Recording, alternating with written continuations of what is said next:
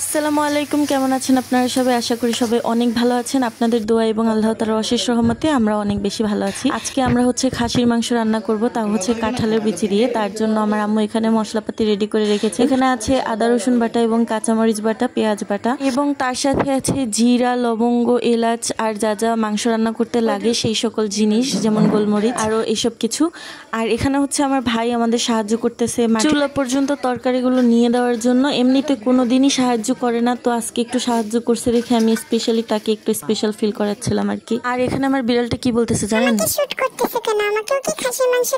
আর আমাদের চুলা পর্যন্ত খাবারটা নিয়ে আসছে। আমার ভাই কিন্তু আমাদেরকে আজকে অনেক সাহায্য করতেছে, পানি এনে দিচ্ছে, এবার ভাত চড়াই দিবে।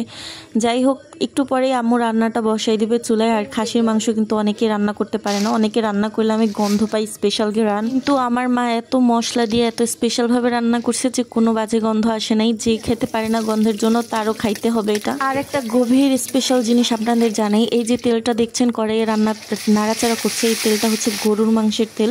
এখানে একটু সয়াবিন তেল ইউজ করেনি। আর এখানে কি কি মশলা দিচ্ছে তা তো আমি লিখেই দিয়েছি, আপনারা দেখতেই পাচ্ছেন। আর যেখানে আমি মশলা বাটা লিখেছি সেটা বলতে আমি বুঝিয়েছি অনেকগুলো গরম মশলা, যেমন এলাচ, দারুচিনি, লং এবং গোলমরিচ, আরও অনেক কিছু, জিরাও আছে সাথে। এগুলো একসাথে বেটে যে মিক্সটা করেছে সেটাকে আমি লিখেছি মশলা বাটা।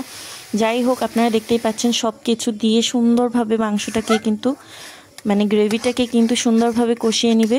অনেক সুন্দর করে গ্রেভিটাকে কষিয়ে নিতে হবে, যেন মশলার একটা কাঁচা কাঁচা ঘ্রাণ থাকে সেটা যেন চলে যায়।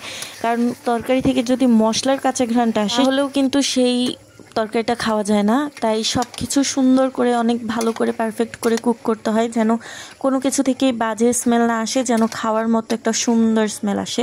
তো এই কষানো গ্রেভিটার মধ্যে কিন্তু মাংসটা দিয়ে দিয়েছে। এবার মাংসটা কিছুক্ষণ কষাবে, তারপর কাঁঠালের আটিগুলো এর মধ্যে দিয়ে দিবে।